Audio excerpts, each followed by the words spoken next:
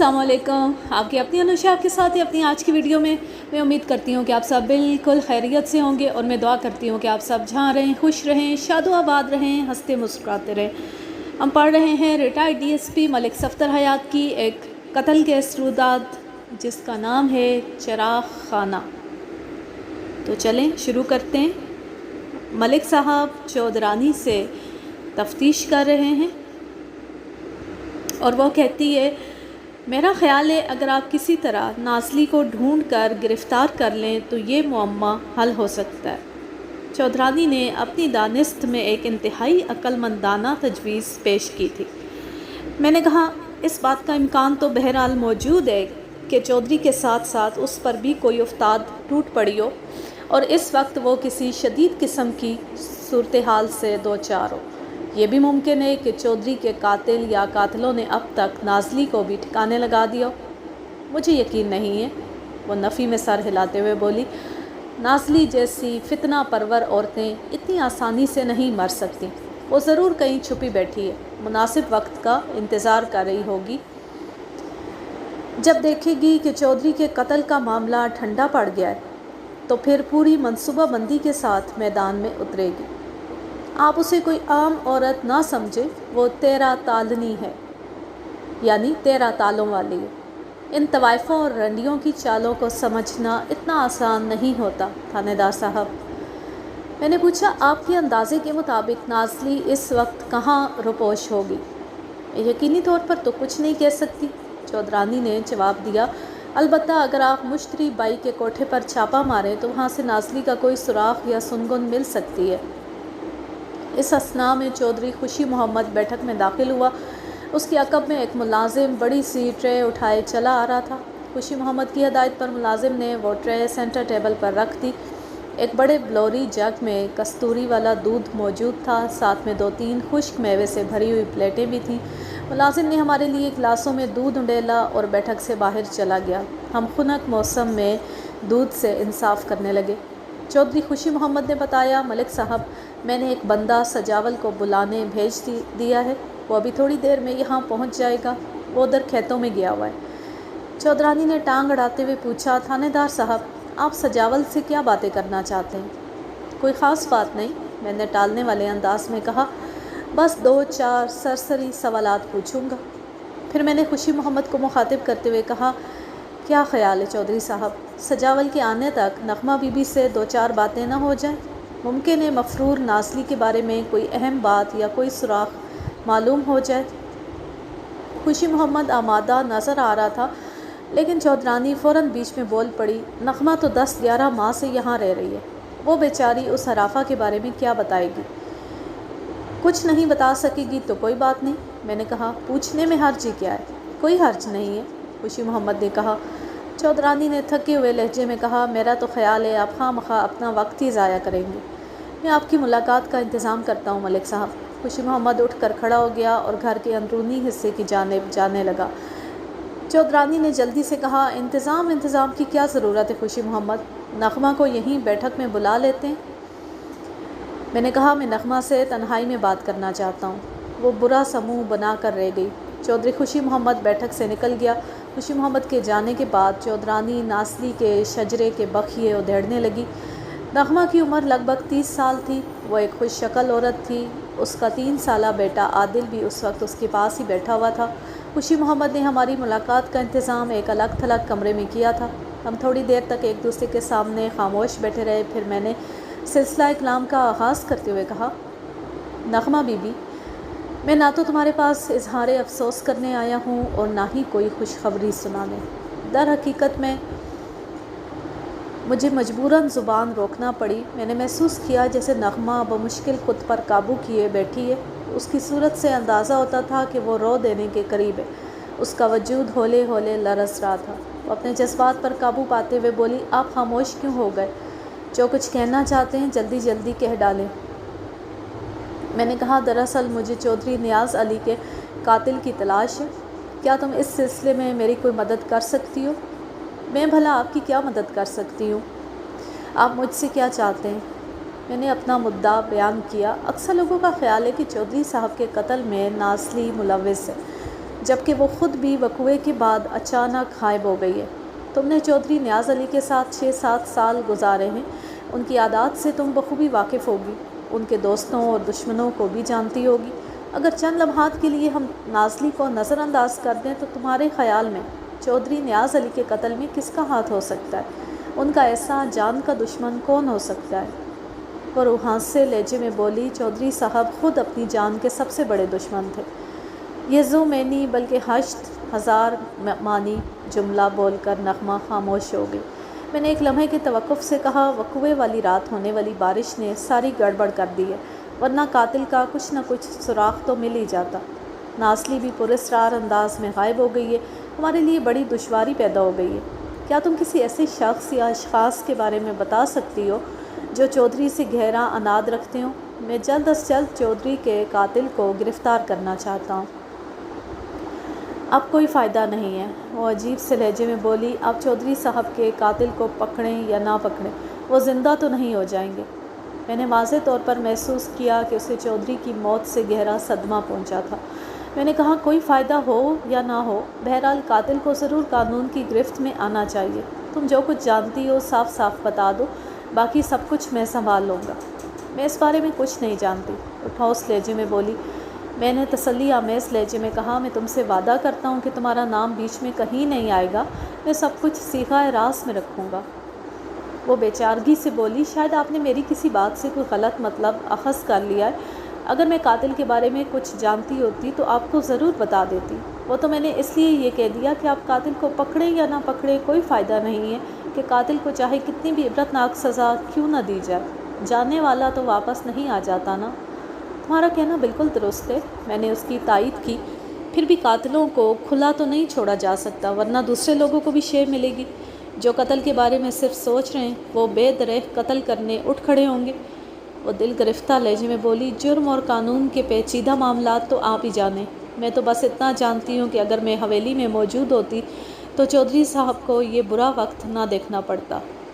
گویا تمہیں اپنی غلطی کا احساس ہے؟ میں نے مبہم سے انداز میں کہا۔ غلطی؟ اس نے نم آنکھوں سے مجھے دیکھا، پھر جیسے خیالوں میں کھو گئی۔ کچھ دیر کے بعد اس نے خوابناک لہجے میں کہا، شاید میں ہی غلطی پر تھی، کاش میں اپنی ضد سے باز آ جاتی۔ میں نے موضوع گفتگو کا رخ تبدیل کرتے ہوئے استفسار کیا، چودھری صاحب نے مشتری بائی کے کوٹھے پر جانا کب شروع کیا تھا؟ مجھے ٹھیک طرح سے یاد نہیں ہے۔ میں نے گھما پھرا کر 2-4 اور سوالات کیے، لیکن وہ واقعی چودھری کے قاتل کے بارے میں کچھ نہیں جانتی تھی۔ وہ صرف اسی بات پر پچھتا رہی تھی کہ اس نے حویلی سے نکل کر سنگین غلطی کی تھی، اور اس بات میں کسی شک و شبے کی گنجائش باقی نہیں تھی کہ یہ سنگین غلطی اس سے سرزد کروانے میں چودرانی فضیلت بیگم کا پورا ہاتھ تھا۔ وہ انا پرست اور خود پرست عورت ایک بیٹی کا گھر اجاڑ چکی تھی اور دوسری کا بائیکاٹ کیے بیٹھی تھی۔ اسی اثنا میں چودھری خوشی محمد نے آ کر اطلاع دی کہ سجاول حویلی میں پہنچ چکا ہے۔ میں نے ابھی تک خوشی محمد، چودرانی اور نغمہ کو یہ محسوس نہیں ہونے دیا تھا کہ میں سجاول سے کس قسم کی پوچھ گچھ کرنا چاہتا ہوں۔ مجھے یقین تھا کہ اگر چودرانی کو یہ پتہ چل جاتا کہ میں اس کے ہونہار فرزند پر چودھری نیاز علی کے قتل کا شبہ کر رہا ہوں تو وہ ضرور کوئی بڑا ہنگامہ کھڑا کر دیتی۔ اس جیسی عورت سے کچھ بھی بعید نہیں تھا۔ سجاول سے میں نے بیٹھک ہی میں ملاقات کی۔ وہ 18-19 سال کا ایک بانکا، سجیلا اور گبرو جوان تھا۔ اس کو دیکھتی ہی اندازہ ہو جاتا تھا کہ وہ خصیلہ اور اکھڑ مزاج ہوگا۔ اس کا قد 6 فٹ سے نکلتا ہوا تھا۔ اس کے چہرے پر غصے اور الجھن کے ملے جلے تاثرات تھے۔ میں خاموش نظر سے بغور اس کا جائزہ لینے لگا تو اس کی الجھن دو چند ہو گئی۔ وہ بار بار اضطراری انداز میں پہلو بدل رہا تھا۔ جب معاملہ اس کے صبر و برداشت سے باہر ہو گیا تو اس نے قدرے ناراض لہجے میں اپنے بھائی چودھری خوشی محمد سے استفسار کیا، مجھے کس لیے یہاں بلایا گیا ہے بھائی جان؟ خوشی محمد نے کہا، یہ ملک صاحب اپنے علاقے کے تھانے دار ہیں، تم سے چودھری نیاز علی کے بارے میں کچھ بات کرنا چاہتے ہیں۔ چودرانی کسی کام سے اٹھ کر حویلی کے اندر چلی گئی۔ سجاول نے اکھڑے ہوئے لہجے میں کہا، ہمارا چودھری نیاز علی سے کوئی تعلق واسطہ نہیں رہا۔ یہی بات تھوڑی دیر پہلے تمہاری ماں نے بھی کہی تھی برخوردار، میں نے اسے مسلسل گھورتے ہوئے کہا، لیکن تعلق واسطے اتنی آسانی سے نہیں ٹوٹا کرتے۔ ہم اس خبیث چودھری کا نام نہیں سننا چاہتے، وہ برہمی سے بولا۔ میں نے اچانک سرسراتے ہوئے لہجے میں سوال کیا، سجاول تم 8 اکتوبر کی رات کہاں تھے؟ 8 अक्टूबर, उसने चौंकते हुए कहा। 8 अक्टूबर, मैंने ठहरे हुए लहजे में कहा। वो रात तुमने कहाँ गुजारी थी? मेरा मतलब है वो कुछ परेशान हो गया। मेरा ख्याल है मैं उस रात घर पर ही था। ये तुम्हारा ख्याल है या तुम्हें यकीन भी है? जनाब, हर शरीफ आदमी रात को अपने घर पर ही होता है, उसने कदरे तेज़ लहजे में कहा। आखिर आप कहना क्या चाहते हैं? मैं ये कहना चाहता हूँ कि 8 अक्टूबर की रात को तुम घर पर नहीं थे। मैंने उसकी आंखों में आंखें डालकर कहा, बल्कि वो पूरी रात तुमने चक 34 से बाहर गुजारी थी। क्या मैं गलत कह रहा हूँ? वो घबरा गया, फिर दुर्जीदा नज़र से खुशी मोहम्मद की तरफ देखते हुए बोला, जनाब, मुझे याद आ रहा है उस दिन मैं लाइलपुर गया हुआ था। क्या तुम्हें यह भी याद आ रहा है कि उसी रात चौधरी नियाज़ अली कत्ल हुआ था? ये बात मुझे दूसरे दिन पता चली थी। खुशी मोहम्मद ने पूछा, मलिक साहब, सजावल के लाइलपुर जाने से चौधरी नियाज़ अली के कत्ल का क्या ताल्लुक़ है? ये भी पता चल जाएगा। मैंने कहा, ज़रा मैं इस पर खुददार का इंटरव्यू तो कर लूँ। फिर मैं सजावल की तरफ मुतवज्जो हो गया। हाँ भाई जवान, 8 अक्टूबर की पूरी रात लाइलपुर में तुमने कहाँ गुजारी थी? मेरे साथ चंद दोस्त और भी थे, हम सैर व तफरीह करते रहे थे। उन दोस्तों के नाम तो गिनवाओ। सजावल के बताने पर मैंने उसके दो दोस्तों माजिद और सफ्तर के नाम अपनी डायरी में नोट कर लिए। फिर सवाल किया, क्या ये दोनों अफराद भी चक 34 के रहने वाले हैं? जी, वो यहीं रहते हैं। मैंने पूछा, लाइलपुर में तुम लोग किस किस्म की तफरीह करने गए थे कि पूरी रात वहीं लग गई? ज़रा मुझे भी तो इसकी तफसील सुनाओ। उसने चोर नज़र से अपने भाई की तरफ देखा। मैंने महसूस किया कि वो खुशी मोहम्मद की मौजूदगी में कोई बात कहने से हिचकिचा रहा था। मैंने खुशी मोहम्मद को थोड़ी देर के लिए वहाँ से हटा दिया। जब हम बैठक में तन्हा रह गए, मैंने सजावल से पूछा, हाँ भाई, अब शुरू हो जाओ। वो भ्रमी से बोला, क्या शुरू हो जाऊँ? आप खामखा मुझे परेशान करने आ गए। हम तुम्हें परेशानी से बचाने के लिए ख़ुद चल कर तुम्हारे पास आए। ऐसा ही वकार हुसैन ने उसे कड़े तेवरों से घूरते हुए कहा, वरना मलिक साहब चाहते तो तुम्हें गिरफ़्तार करके थाने बुलवा लेते। क्यों? मैंने क्या जुर्म किया है? जुर्म भी बता देंगे। मैंने कहा, चौधरी नियाज़ अली कत्ल हो चुका है। मुझे पता चला है कि तुम उसके टुकड़े टुकड़े करने का इरादा रखते थे। तुम सबसे कहते फिर रहे थे कि चौधरी का बुरा असर करोगे। एएसआई ने इजाफा किया, और जिस रात चौधरी कत्ल हुआ तुम पूरी रात घर से बाहर थे, जबकि तुम मुतअद्दिद बार चौधरी की कत्ल की धमकी भी दे चुके थे। मैं बता चुका हूँ, उस रात में लाइलपुर गया हुआ था। हम तुम्हारे बयान की तस्दीक ज़रूर करेंगे। वो एकदम हत्थे से उखड़ गया। तो आप मुझ पर चौधरी नियाज़ अली के कत्ल का शुबा कर रहे? शक व शुबा करना हमारा काम है बरखुरदार, मैंने गंभीर लहजे में कहा। जो शख्स किसी को कत्ल करने की धमकी देता है, हम उसे नज़रअंदाज नहीं कर सकते। वैसे भी हमने अब अपनी आंखों से देख लिया है और कानों से सुन लिया है कि तुम अपने दिल में चौधरी नियाज़ अली के लिए गहरी नफ़रत रखते थे। आप मुझे गलत समझ रहे हैं। वो जल्दी से बोला, मैंने कब कहा है कि मुझे चौधरी नियाज़ अली से नफ़रत थी? तुम कहो ना कहो, तुम्हारे गुस्से से हर बात ज़ाहिर हो रही है। मैंने सख्त लहजे में कहा, थोड़ी देर पहले तुमने कहा था कि तुम खबीस चौधरी नियाज़ अली का नाम भी सुनना नहीं चाहते। अब तुम कह रहे हो कि तुम्हारे दिल में चौधरी के लिए नफ़रत नहीं है। इसका क्या मतलब है? वो गड़बड़ा गया। जनाब, उस मरदूद चौधरी का नाम तो मैं इसलिए नहीं सुनना चाहता कि उसने एक आवारा और बदमाश औरत की खातिर हमारी बहन को अपनी हवेली से निकाल दिया था, वरना हमारी उससे कोई दुश्मनी नहीं थी।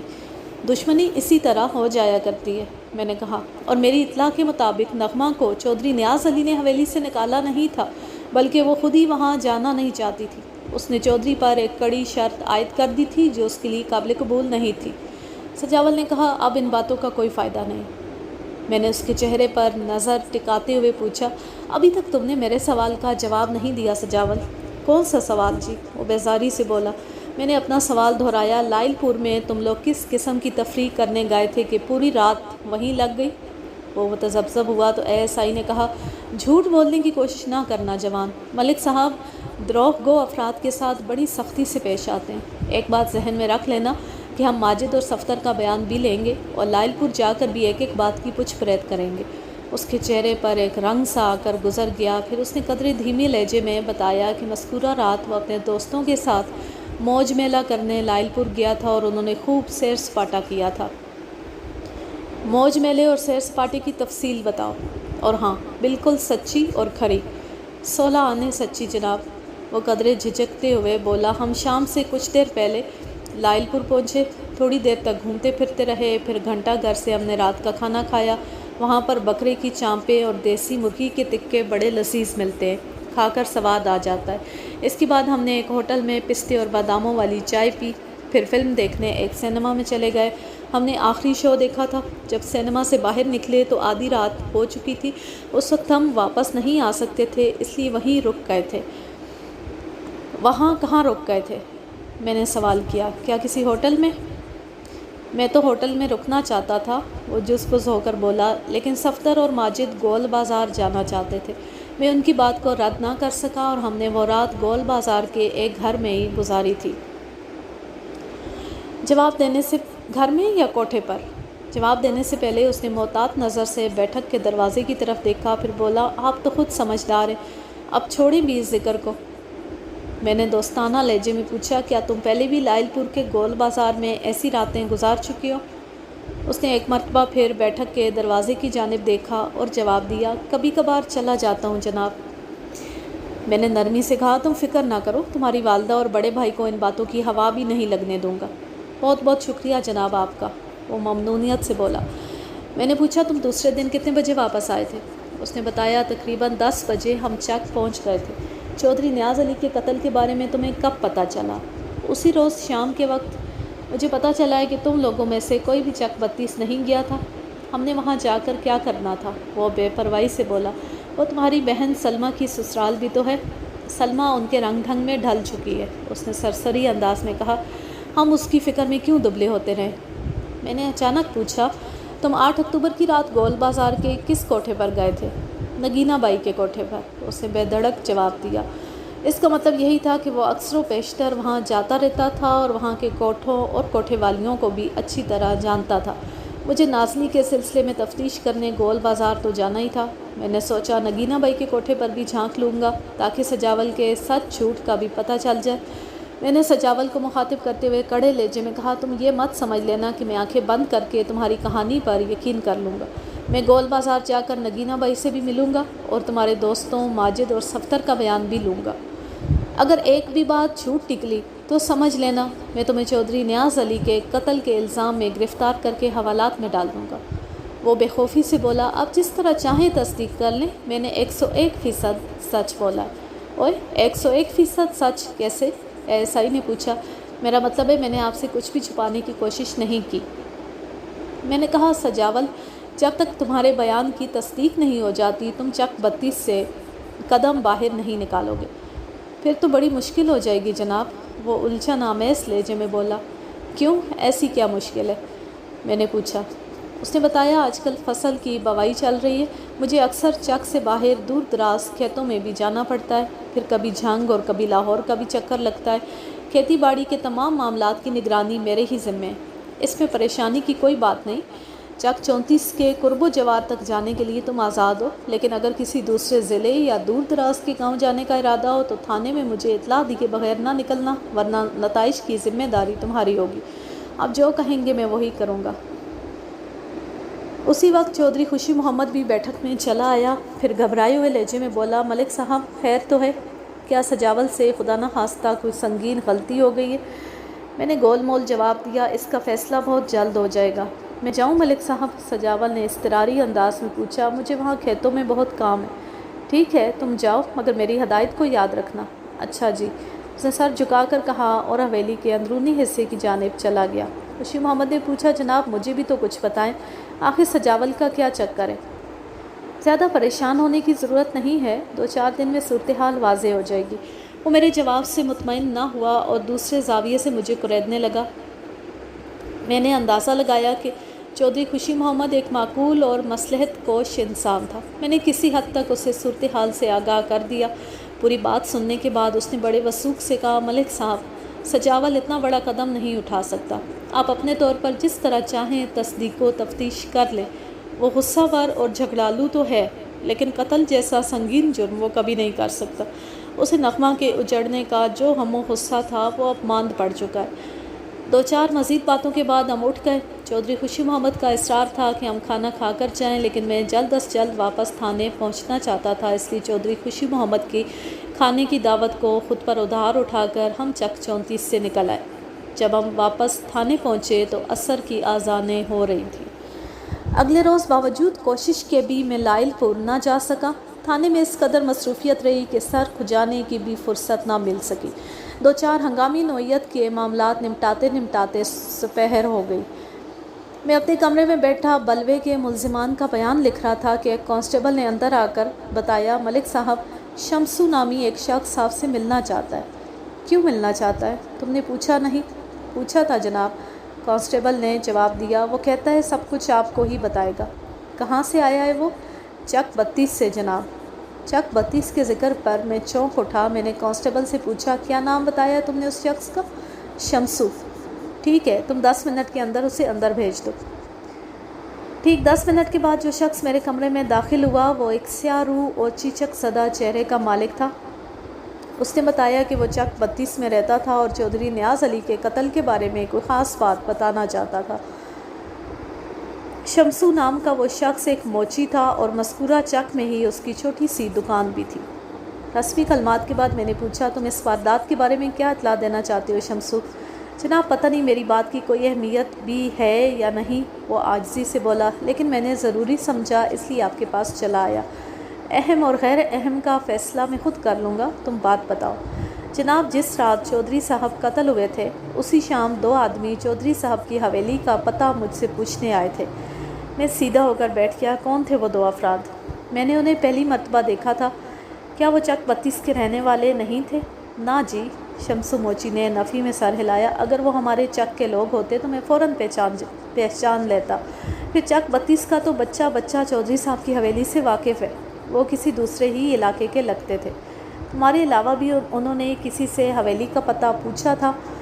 یہ تو مجھے نہیں پتہ جناب، شمسو موچی نے کہا، لیکن میں نے انہیں جتنی تفصیل سے حویلی کا پتہ سمجھایا تھا اس کے بعد انہیں کسی سے پوچھنے کی ضرورت نہیں تھی۔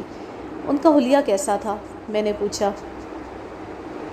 وہ دونوں شکل ہی سے چھٹے ہوئے بدماش نظر آتے تھے، شمسو موچی نے جواب دیا۔ ایک کی عمر لگ بھگ 30 سال تھی، وہ دراز قامت تھا اور اس نے اپنا نام رنگو بتایا تھا۔ اور دوسرا؟ میں نے جلدی سے پوچھا۔ شمسو بولا، دوسرے کا نام جبرو تھا۔ اس کا قد خاصا چھوٹا تھا لیکن جثہ بھاری بھرکم تھا۔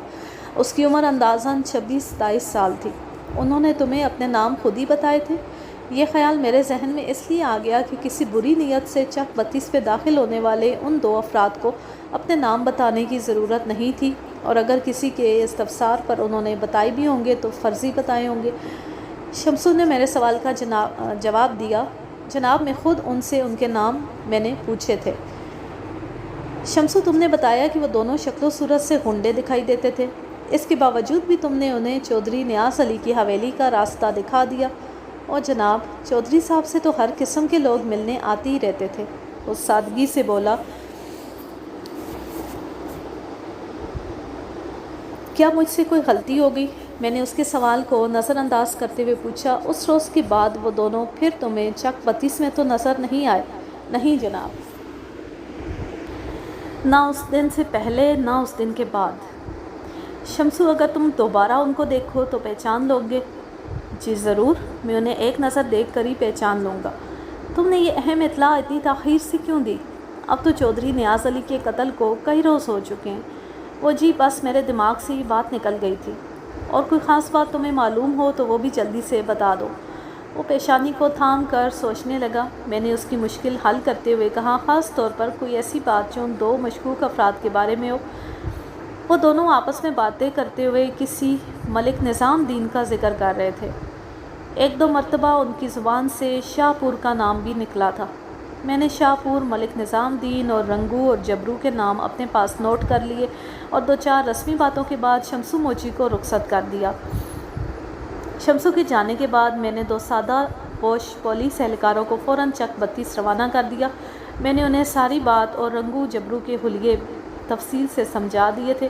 انہوں نے چک 32 میں اپنے طور پر نہایت محتاط انداز میں یہ معلوم کرنا تھا کہ 8 اکتوبر کی شام مذکورہ دونوں مشکوک افراد نے شمسو موچی کے علاوہ بھی کسی سے مقتول چودھری نیاز علی کی حویلی کا پتہ پوچھا تھا یا نہیں۔ دونوں سادہ لباس پولیس اہلکار صبح ہی صبح دوسرے روز واپس آئے۔ ان کی تحقیق کے مطابق जबरू रंगू नामी किसी शख्स ने उस रोज़ किसी भी शख्स से चौधरी नियाज़ अली या उसकी हवेली के बारे में कुछ नहीं पूछा था। अब या तो वो दोनों सिर्फ शमसू मोची से हवेली का पता पूछकर वहाँ पहुँच गए थे, या फिर शमसू ने गलत बयानी से काम लिया था।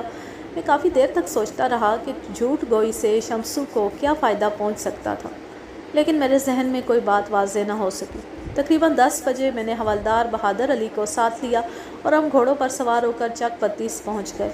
चौधरी रियाज़ अली ने हवेली में हमारा इस्तकबाल किया। मुझे मालूम हुआ कि छोटा चौधरी अकरम अली हवेली में मौजूद नहीं था। मैंने रियाज़ अली से पूछा, अकरम अली किधर गया है? वो कल से लाहौर गया हुआ है। मैंने पूछा, वो किसी ख़ास काम से गया है? उसने मुझे ख़ास काम के बारे में तो कुछ नहीं बताया। मेरा ख़्याल है घूमने फिरने गया होगा। क्या वो पहले भी लाहौर जाता रहता है? कभी कभार चला जाता है। लाहौर में आपके कोई रिश्तेदार वगैरह भी रहते हैं? नहीं जनाब, हमारे सारे रिश्तेदार झंग, सरगोदा और टूबरटैक सिंह में रहते हैं। फिर तो अकरम अली सैर व तफरीह के लिए ही लाहौर गया होगा। मैंने ख्याल आराई करते हुए कहा, यही हो सकता है, उसके 2-4 यार दोस्त वहाँ रहते हैं। मलिक साहब, भाई के कातिल का कुछ पता चला? अभी तक तो कुछ पता नहीं चला, तफ्तीश जारी है। नाज़ली की कोई ख़बर मिली? नहीं, अभी उस तरफ भी अंधेरा है। मैंने सादा से लहजे में कहा, मैं कल लाइलपुर के गोल बाज़ार का चक्कर लगाऊंगा। मेरे लायक जो भी खिदमत हो बताएं, मैं हर किस्म की मदद के लिए तैयार हूँ। मैं इसी सिलसिले में आया था। जी हुक्म मलिक साहब, बल्कि ठहरें, पहले मैं आपके लिए खाने पीने का बंदोबस्त करता हूँ।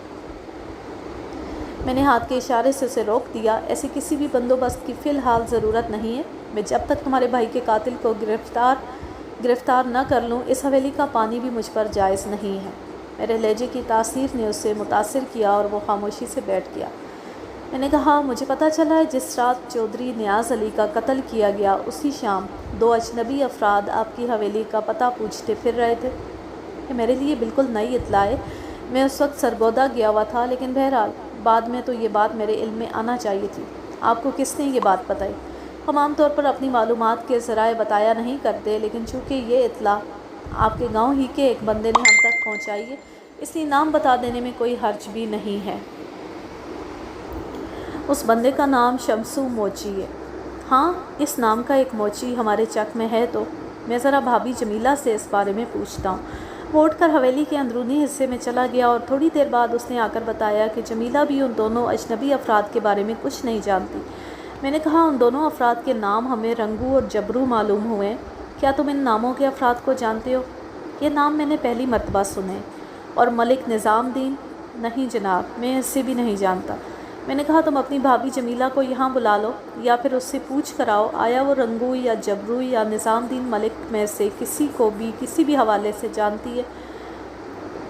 वो थोड़ी देर बाद पूछ कर आया और कहा कि जमीला भी उन तीनों नामों से वाकिफ़ नहीं है। अकरम अली लाहौर से कब तक वापस आएगा? उम्मीद है 1 आध दिन में आ ही जाएगा। वो आए तो उससे भी इन मशकूक अफराद के बारे में ज़रूर पूछना। मैंने ताकीदी लहजे में चौधरी रियाज से कहा, मुमकिन है उसे कुछ मालूम हो। मैं आपकी हदायत पर अमल करूँगा, बल्कि मैं उसे आपके पास थाने भेज दूँगा। मैंने कहा, रियाज अली, मैं तुम्हारे मकतूल भाई की ख्वाबगाह को एक मरतबा फिर देखना चाहता हूँ। कोई ख़ास बात है क्या? हाँ, ख़ास बात ये, आए मेरे साथ। मैंने हवलदार बहादुर अली को वहीं बैठने को कहा और ख़ुद चौधरी रियाज अली के साथ मकतूल चौधरी की ख्वाबगाह पहुँच गया। मैंने सरसरी नज़र से जायज़ा लिया और फिर दीवार के एक मखसूस हिस्से की जानिब इशारा करते हुए पूछा, यहाँ पर मैंने चौधरी नियाज़ अली की एक तस्वीर लगी देखी थी, वो अब नज़र नहीं आ रही। हाँ, देखी तो मैंने भी थी। उस तस्वीर में वो अपनी तीसरी बीवी नाज़ली के साथ थे। हाँ, बिल्कुल वही। कहाँ गई वो तस्वीर? मैं घर वालों से पूछता हूँ। उसी वक्त ख्वाबगाह के एक कोने से जमीला की आवाज़ उभरी, वो तस्वीर मैंने यहाँ से उतार कर बड़े ट्रंक में रख दी है। मुझे पहली मरतबा उसकी मौजूदगी का एहसास हुआ और यही कैफियत चौधरी रियाज अली की भी थी। मैंने जमीला को मुखातिब करते हुए कहा, मुझे उस तस्वीर की अशद ज़रूरत है। वो बोली, मैं अभी लेकर आती हूँ। थोड़ी देर बाद जमीला ने मज़कूरा फ्रेम शुदा तस्वीर लाकर मुझे थमा दी। मेरे चेहरे के तासरात को देखते हुए चौधरी रियाज अली ने पूछा, क्या आप इस तस्वीर की मदद से भाई साहब के कातिल तक पहुंचना चाहते हैं? कुछ ऐसा ही समझ लो। क्या कोई जादू टोने का चक्कर है? नहीं भाई, ऐसी कोई बात नहीं है। मैंने ठहरे हुए लहजे में कहा, मैं जादू टोने के मुकाबले में अमली जद्दोजहद पर ईमान रखता हूँ। میں نے وہ تصویر ایک خاص مقصد سے حاصل کی تھی جس کا ذکر بعد میں مناسب موقع پر آئے گا۔ تھوڑی دیر کے بعد میں حوالدار بہادر علی کے ہمراہ چودھری کی حویلی سے نکل کر تھانے کی جانب روانہ ہو چکا تھا۔ آج کے لیے بس اتنا ہی۔ اب میں لیتی ہوں آپ سے اجازت۔ جہاں رہیں خوش رہیں، شاد و آباد رہیں، ہنستے مسکراتے رہیں۔ اللہ حافظ، اللہ نگہبان۔